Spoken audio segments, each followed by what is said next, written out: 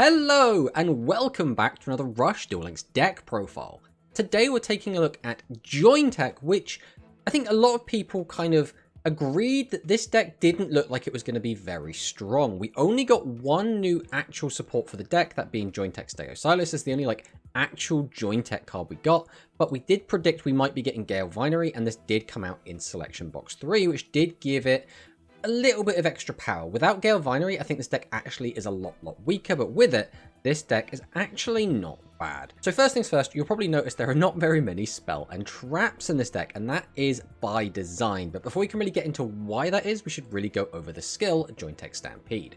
This can only be activated from turn 2 onward by revealing a level 7 monster in your hand, and your entire deck has to be Earth Machines. Send the top 3 cards of your deck to the graveyard. Okay, so this is very similar to Dark Galaxy. This is very similar to Pyro. Then you can add one monster from your graveyard to your hand. Okay, once again, very similar to both of those skills, but only once per duel. So that's where this sort of falls apart a little bit. Now that +1 is still really important. It's still unbelievably important for how the deck runs, but only being able to do it once per duel isn't the best feeling in the world, but it's still actually not bad. This turn, you can normal summon Jointech Rex and Jointech Stegosaurus with one less tribute.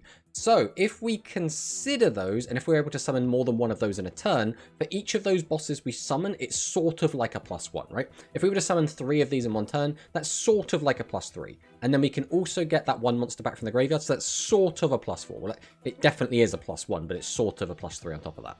So this skill is actually a lot better than it sounds, because a lot of the time we will be summoning out these monsters multiple times during a turn. If we're just doing it once, it doesn't feel that great. But one of the key plays we have done with this deck is that we can summon out a monster, tribute for Rex, Rex effect goes off, tribute over the Rex for like a Stegosaurus, then we can summon out Leo, get the Rex back to our hand, and then tribute over our Leo to go back into Rex to pop again. And we've got 3 summons and 2 activations of Rex, all off of this one little combo, which is actually really nice. So the main reason we're playing this many monsters is because, again, we need to be finding these high levels, and we are playing quite a lot of them because of that. We've got the 3 Rex, we've got the 3 Stegosaurus, that's 6.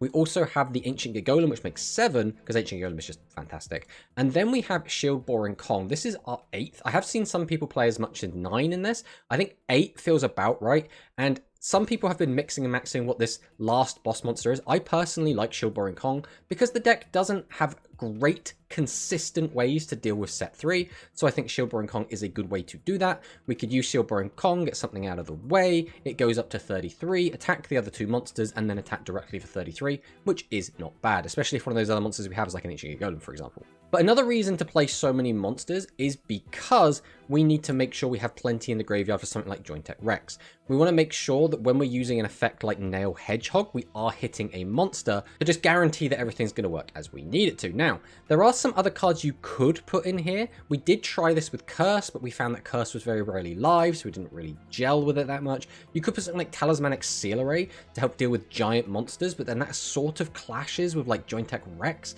So it's a bit awkward in trying to find good spell traps to really put in this deck. We don't really need back row hate because we have Rex, so again, that's not really much of an issue.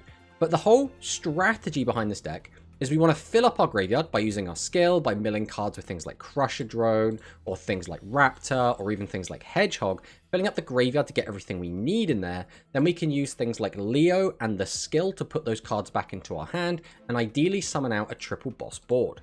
Now, Stegosaurus is really powerful.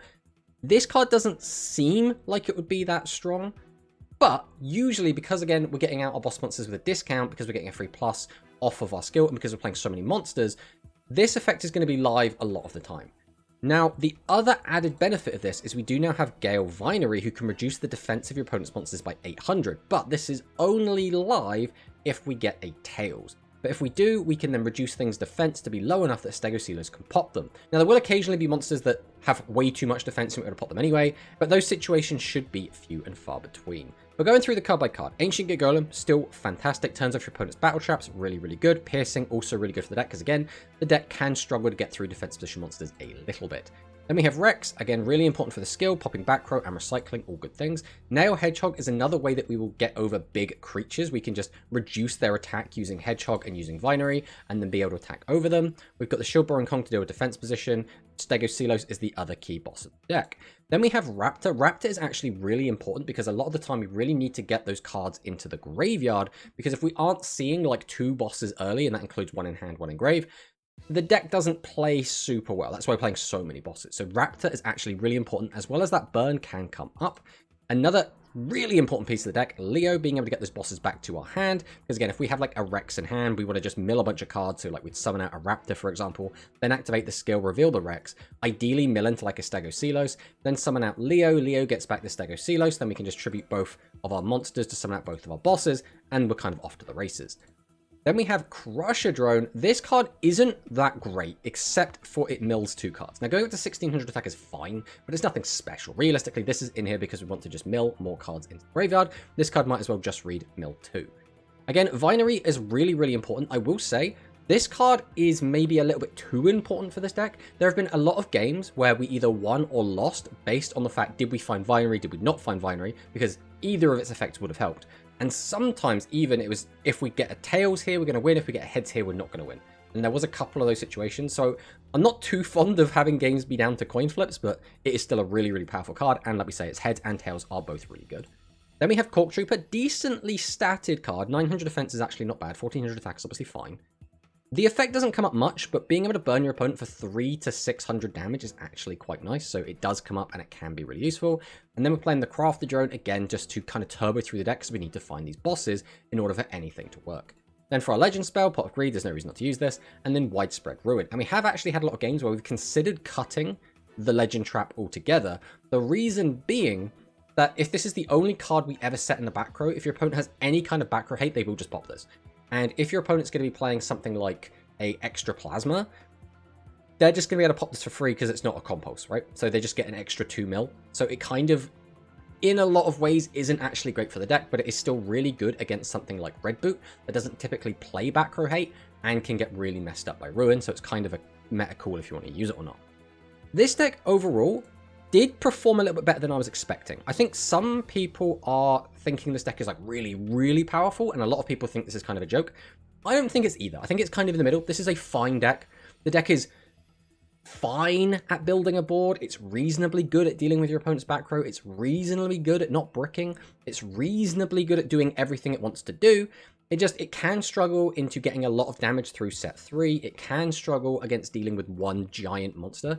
So this deck is definitely not infallible. It definitely has a lot of weaknesses. But I think this deck is better than a lot of people give it credit for. So I think if you're looking for something a bit different, but still very capable of winning, because this is a deck that we did COG with this season, then this is definitely a deck you should try out. It is a little bit expensive to build, but it's very, very fun. And there are, like we say, a couple of different ways to build it. You can play it with more spell traps. You can play it with different bosses. That's completely fine. The only real core components are going to be Rex, Stegocelos, Leo is really, really important. I think Vinery is really, really important. And then I do recommend playing all of the good mill cards, but they're not, strictly speaking, necessary. They just facilitate the game plan. But let's find some replays. I could show you what I've been talking about